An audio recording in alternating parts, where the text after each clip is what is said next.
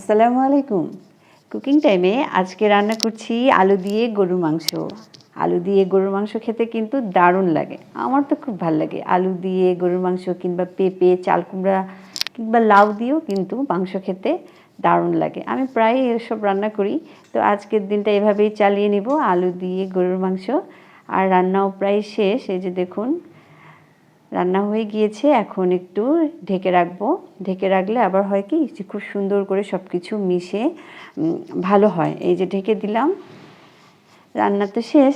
এই যে দেখুন রান্নার কালারটাও কিন্তু দারুণ এসেছে। তো ভালো থাকুন সবাই, আল্লাহ হাফিজ।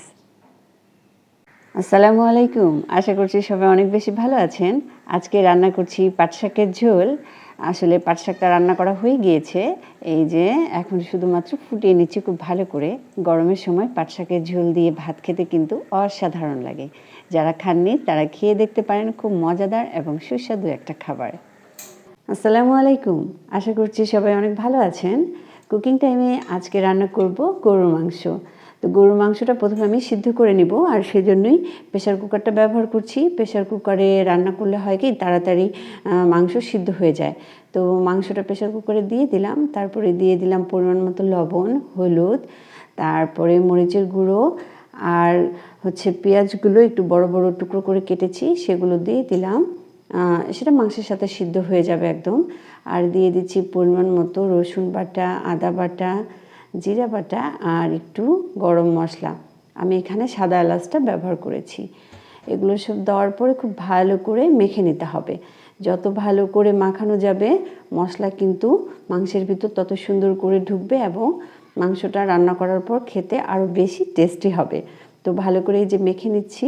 মেখে নেওয়ার পরে প্রেশার কুকারের ঢাকনাটা আমি লাগিয়ে সেচ দেওয়ার জন্য চুলাটা অন করে দেব। আসসালামু আলাইকুম, আশা করছি সবাই অনেক বেশি ভালো আছেন। আলহামদুলিল্লাহ আমিও বেশ ভালো আছি। কুকিং টাইমে আজকে রান্না করছি গরুর মাংস। তো গরুর মাংসটা আজকে আমি প্রেশার কুকারেই কষাবো, কড়াইতে আর দিব না। সব কিছু পরিমাণ মতো মশলাগুলো সব দিয়ে আমি সিদ্ধ করে নিয়েছি, এখন শুধু কষানোর পালা।